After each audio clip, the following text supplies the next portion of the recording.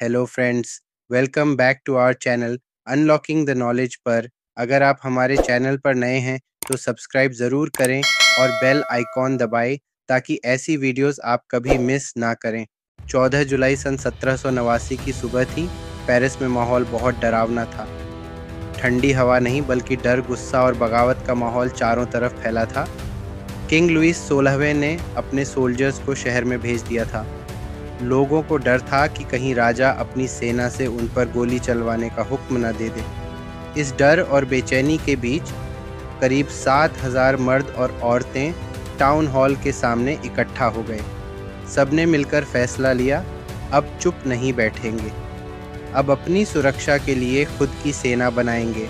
और यहीं से शुरू हुई पीपल्स मिलिशिया की कहानी। लोगों के पास हथियार नहीं थे लेकिन हिम्मत बहुत थी। उन्होंने कई सरकारी इमारतों में तोड़फोड़ की और हथियारों की तलाश में लग गए। ये कोई छोटी बात नहीं थी, ये लड़ाई जिंदा रहने की थी। अब भीड़ और ज़्यादा बड़ी हो चुकी थी। अब उनका अगला निशाना था बस्टील। बस्टील एक पुराना और ऊंचा किला था जो साथ ही एक जेल भी थी। लोगों का मानना था कि वहाँ बहुत सारा हथियार और बारूद, एम्यूनिशन छिपा हुआ है। लेकिन बस्टील सिर्फ हथियारों की वजह से नहीं बदनाम था। यह राजा की तानाशाही का प्रतीक यानी सिंबल ऑफ डिक्टेटरशिप बन चुका था। एक ऐसी भयानक जगह जहां लोगों को बिना किसी सुनवाई या मुकदमे के सालों तक बंद कर दिया जाता था। आखिरकार लोगों ने बास्टिल पर हमला कर दिया। चारों तरफ गोलियों की आवाज़ गूंजने लगी। भीषण लड़ाई के बाद किले का कमांडर मारा गया और अंदर से सिर्फ 7 कैदी बाहर निकाले गए।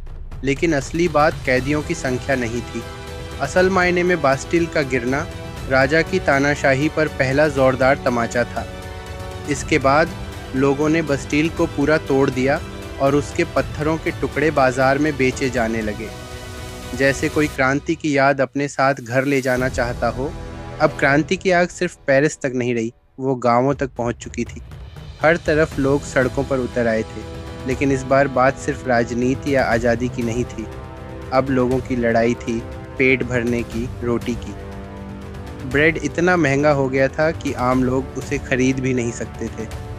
भूख से तंग आकर लोग गुस्से से फूट पड़े और अब ये सिर्फ आंदोलन नहीं, एक भूखे इंसान की लड़ाई बन चुकी थी। उस वक्त किसी को भी नहीं पता था कि ये सब कहाँ जाकर रुकेगा।